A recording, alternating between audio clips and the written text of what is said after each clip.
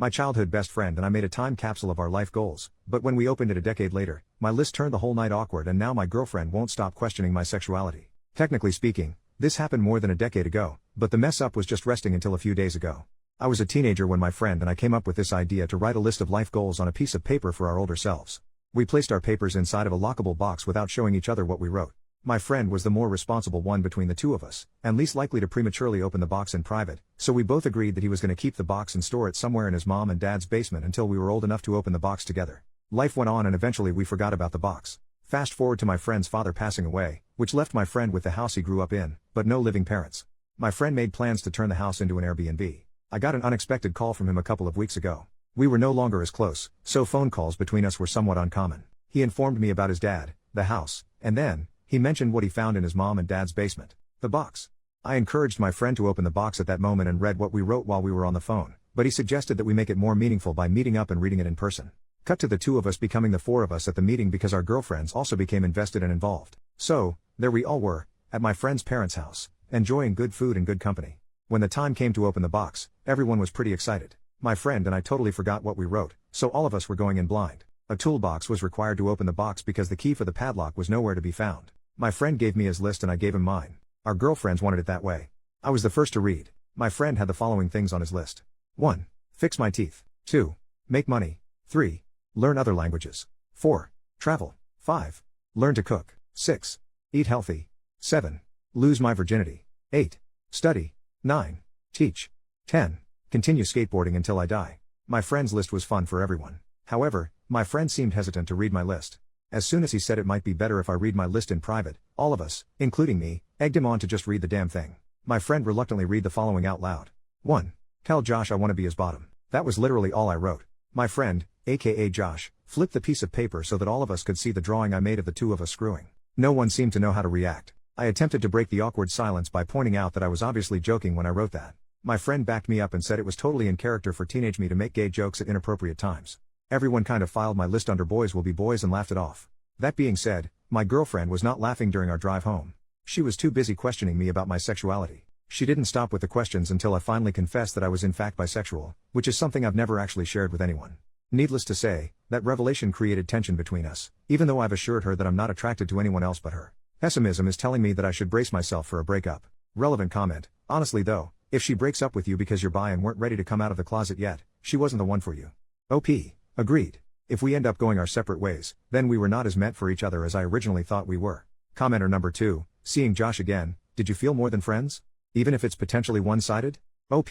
Short answer, kind of. Long answer, seeing him triggered years of memories, and each memory prompted a specific feeling, but most of what I was feeling was within the boundaries of our friendship. The suppressed memories I had of how attracted I was towards him as a teenager did creep in, and for a brief moment I did allow myself to appreciate how attractive he still was, but I didn't feel anything I would classify as blurring the lines of our friendship. First update, the next day, my girlfriend appears to be ghosting me now. Her responses to my messages have gone from one-word comments that took her forever to send, to nothing at all. My friend, on the other hand, has not stopped messaging me ever since the events in my previous post.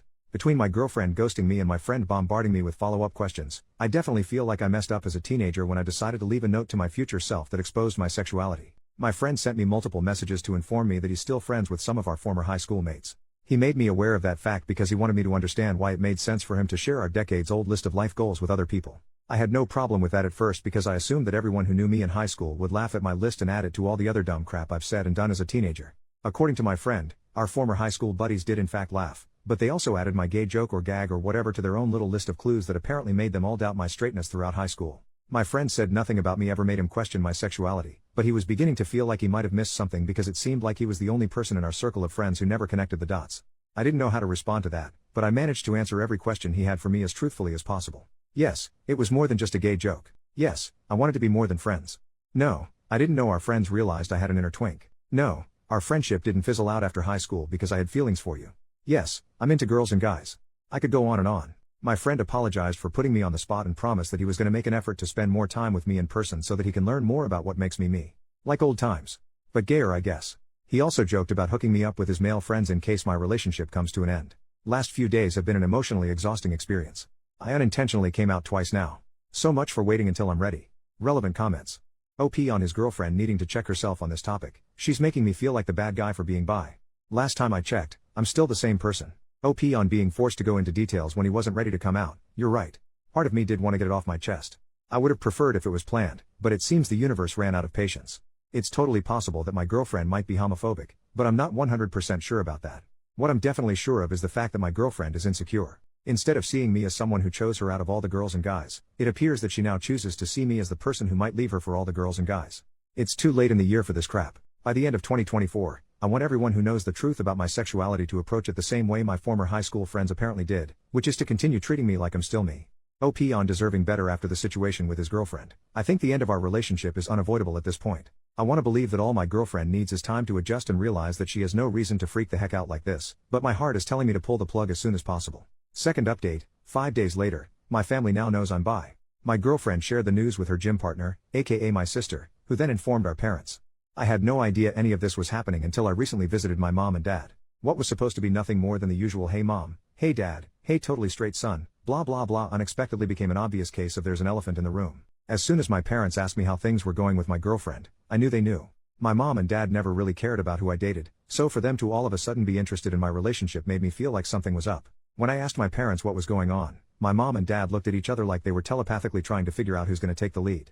My mom decided to step up and do the talking, but she became emotional before she even opened her mouth. My dad took over and said my mom was still processing what my sister shared with them about my transition from only girls to not only girls. I didn't have to ask how my sister found out. I knew my sister must have heard it from my girlfriend since the two of them often worked out together. My mom, mid-tears, asked the universe or whatever if none of her children were straight. She was referring to both my brother and sister being gay. My dad reminded my mom that she promised to keep her crap together, especially since she's been through this twice with my two siblings. My mom reminded my dad that she had to keep her crap together throughout their marriage since it's become clear to her where all their children get their gayness from. I didn't know what that meant, and I didn't really want to know, so I interrupted whatever was happening between my mom and dad to tell both of them that, for the record, I was not gay, I was bi, but I was still the same person, and I would appreciate it if life could continue as if nothing changed. I was practically pleading with my parents to please go on with their lives and leave my sexuality out of it because it was beginning to feel like I've been bi for just a few days and now nothing seems to be the same. I was able to diffuse the tension between my parents, albeit just for that moment, and managed to get a group hug out of it. Would I call that a happily ever after? Not at all. It was an okayish ever after. Sadly, the same cannot be said about my relationship. My girlfriend and I broke up. She said her religion left no room in her life for a boyfriend that liked other guys. I knew the breakup was inevitable, but I never expected my girlfriend to play the religion card. I've literally never seen her pray or go to church, so the fact that she was suddenly too holy for me would have been hilarious if it wasn't so heartbreaking. Good news is the damage is done. I lost the girl and I might have resurrected unresolved marital problems between my mom and dad, but hey, at least I can hopefully move on and fully be me now. Relevant comments. Commenter 1. So your gay sister outed you to your parents after working out with your girlfriend who then decided she couldn't be with you. Because, God? That seems hard to accept, but if true your sister would be the jerk in the story. Well, the biggest one anyway. OP. The day my sister moved out of the house was one of the best days of my life. Sharing a house with her for years was an absolute nightmare. I'm convinced she poisoned our dog on purpose. That's how much of a psycho I believe she is. I have no idea what my ex-girlfriend gets out of spending time with my sister other than a firm ass. OP shares details about his father's past. According to my brother, my dad used to sell weed during his hippie days many moons ago, and apparently, where he was selling the most weed just so happened to be close to a popular gay club. My brother showed me a photo of my dad posing inside the gay club with a couple of his stoner customers. My dad looked like the albino twins in The Matrix Reloaded, but less sophisticated. Anyway, what my brother was trying to tell me was that he thinks our mom probably has a misconception of my dad low-key having had a secret sexual identity when in fact he was just a dealer who sold drugs to random gay guys.